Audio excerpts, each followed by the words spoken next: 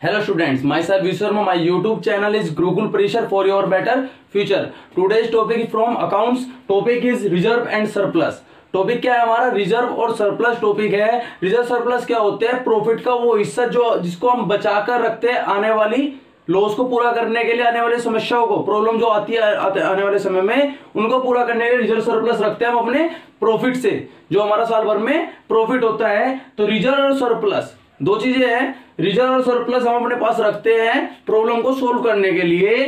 तो reserve surplus सुन लो कौन कौन से होते हैं। जैसे कि जनरल रिजर्व है हमारा, जनरल रिजर्व होता है, रिजर्व फंड होता है, P&L होता है, रिजर्व फॉर कॉन्टीजेंसी होता है, वर्कमैन कंपनसेशन फंड होता है, प्रॉफिट एंड लॉस होता है, एडवर्टाइजमेंट सस्पेंस होता है। ये हमारे पास 7 तरह के रिजर्व सरप्लस है। 7 तरह के रिजर्व सरप्लस को सुन लेना। जो ये 5 रिजर्व सरप्लस है, ये हमारा बैलेंस शीट में लायबिलिटी साइड होता है। किस साइड होता है? लायबिलिटी साइड होता है, क्रेडिट साइड होता है बैलेंस शीट के अंदर। ये सारे हमारे प्रॉफिट होते हैं, ये सारे हमारे क्या होते हैं? प्रॉफिट। जनरल रिजर्व होते हैं, रिजर्व फंड, ध्यान रखना रिजर्व फंड को स्पेशल कंडीशन है, प्रोविडेंट फंड होता है, ये प्रोविडेंट फंड होता है। P&L profit and loss, profit का वैसा जो प्रॉफिट होता है। P&L का मतलब यहाँ लॉस नहीं है, यहाँ पे मतलब है प्रॉफिट से। किससे? प्रॉफिट से मतलब है। रिजर्व फॉर कॉन्टीजेंसी, अगर कोई प्रॉब्लम आ गई, कोई दिक्कत आ गई कंपनी के अंदर, तो रिजर्व फॉर कॉन्टीजेंसी कोई प्रॉब्लम के लिए। वर्कमैन कंपनसेशन रिजर्व WCF क्यों रखा जाता है? अगर किसी वर्कर को कंपनसेशन देना हो तो इस रिजर्व फंड से दिया जाता है। क्लियर है? और इधर जो 2 बचे हैं, ये P&L हमारा लॉस होता है और एडवर्टाइजमेंट सस्पेंस, ये दोनों हमारे एसेट साइड होते हैं। और एसेट साइड यानी कि डेबिट साइड होते हैं, ये होते हैं हमारे लॉसेस।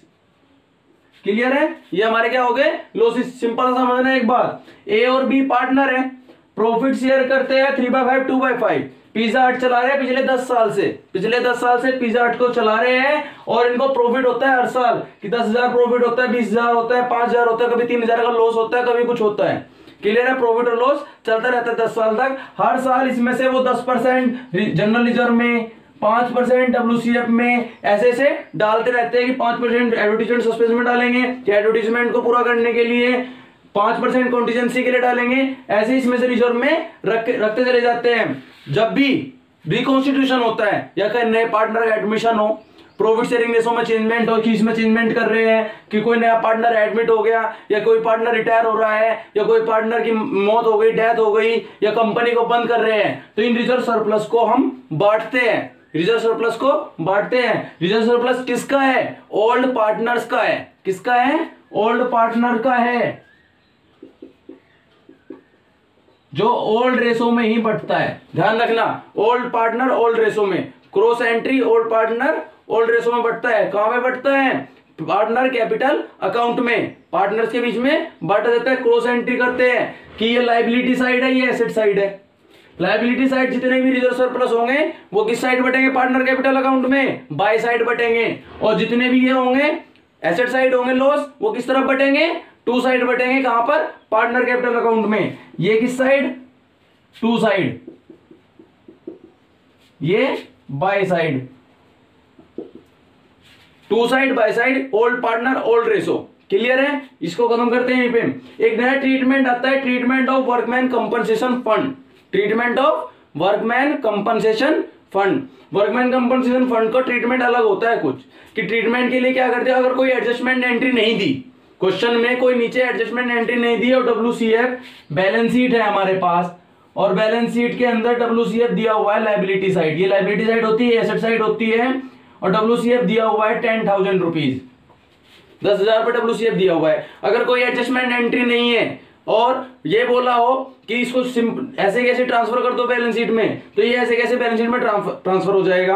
अगर कुछ नहीं बोला है तो WCF को, वर्कमैन कंपनसेशन फंड को, पार्टनर कैपिटल अकाउंट में क्रॉस एंट्री करके, कि पार्टनर कैपिटल अकाउंट है A, B और C, 3 पार्टनर हैं, तो ये WCF को इस तरफ by side old partner old ratio में A और B में बांट देंगे। अगर कोई एडजस्टमेंट एंट्री दी है, कोई एडजस्टमेंट एंट्री दी है, तो एक कंडीशन अप्लाइड हो जाएगी। आपके पास 2 सिचुएशन है कि WCF बोला है और एडजस्टमेंट एंट्री में बोला है WCF क्लेम हुआ है कितना?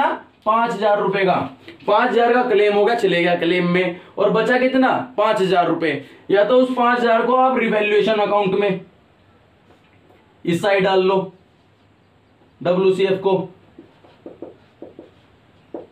5,000 रुपए, या फिर जो बचा हुआ है पैसा उसको डिस्ट्रीब्यूट कर सकते हो पार्टनर कैपिटल अकाउंट में, ABC पार्टनर कैपिटल अकाउंट में by side old partner old ratio में बचे हुए 5,000 को बांट सकते हो। ये हमारा ट्रीटमेंट ऑफ WCF।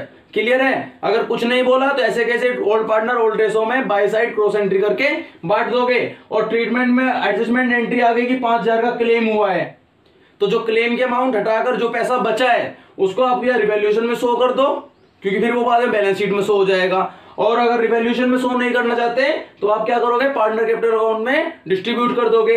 अब इनकी जनरल एंट्री कैसे बनेगी?